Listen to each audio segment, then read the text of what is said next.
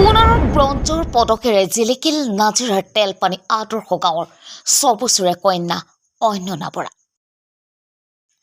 শিৱসাগৰত অনুষ্ঠিত Japan karate academy championship প্ৰতিযোগিতাত জিলিকিল অন্যনা বৰা।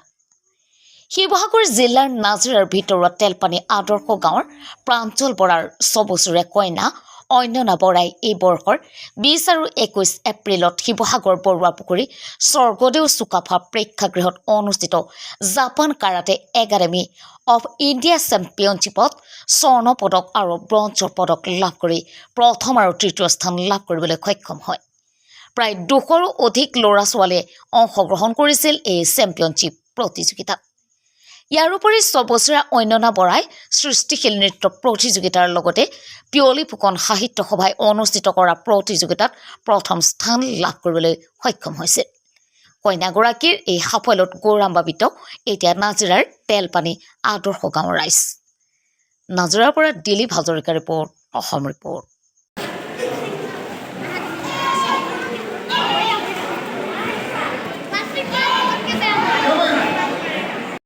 তেলপানী আদৰ্শ গাঁও তাই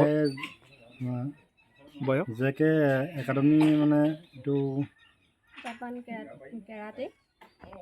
জাপান কাৰাটে একাডেমি বুলি ক'ব দেই একেবাৰে আপুনি।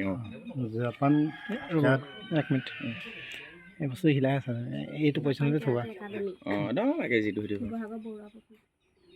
আকৌ আৰম্ভণিৰ পৰা ক'ব হা। কওক প্ৰথমতে আপুনি ক'ব যে মোৰ নাম আমুক, মোৰ ছোৱালীৰ নাম আমুক, তাই ইমান বয়স হৈছে। তাই আজি অলপ দিনৰ পৰা আমি জাপান কাৰাটে একাডেমিত মানে তাইক প্ৰশিক্ষণ দিছিলোঁ আৰু শিৱসাগৰত অনুষ্ঠিত এই কথাখিনি ক'ব। কওক।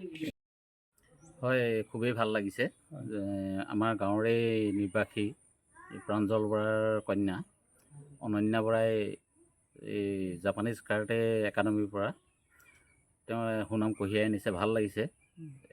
আমি পিছপৰা অঞ্চলৰ মানুহ, পিছপৰা অঞ্চলত এনেকুৱা এটা উজ্জ্বল ভৱিষ্যতলৈও যাতে তেওঁ সুনাম কঢ়িয়াই আনিব পাৰে, তেওঁৰ উজ্জ্বল ভৱিষ্যত কামনা কৰিছোঁ। মোৰ নাম শ্ৰী কৰবী চুতীয়া বৰা। আমাৰ ছোৱালী হয় শ্ৰী অনন্যা বৰা। তাই জাপানী কেৰাটীৰ একাডেমীত অংশগ্ৰহণ কৰিছিলে। তেওঁ ছাৰ আছিলে শিক্ষাগুৰু শ্ৰী বিমল আৰন্ধৰাদেৱ। তেওঁ শিৱসাগৰ অধিৱেশনৰ বৰুৱাপুখুৰী চুকাফা প্ৰেক্ষাগৃহত ফাইনেল খেল অনুষ্ঠিত হয়। ফাইনেল খেলত তেওঁ কুমিদত গ'ল্ড মেডেল পাবলৈ সক্ষম হয় আৰু কাটাত ব্ৰঞ্জ পদক লাভ কৰে। আপোনাৰ ছোৱালীজনীৰ নামটো কি ক'লে? অনন্যা ইমানখিনি আমাক মানে খিতাপ অৰ্জন কৰি দিব পাৰিছে, তাৰ বাবে আমি বহুতেই সুখী। ঘৰৰ সকলো সদস্য, শিক্ষাগুৰু, তাইক আৰু আমাৰ ছোৱালীজনী আগবাঢ়ি যোৱাত সকলোৱে যাতে মৰম আশীৰ্বাদ সকলোৱে যাচে, তাৰ কাৰণে আমি অসমবাসী ৰাইজলৈ অনুৰোধ জনাইছোঁ।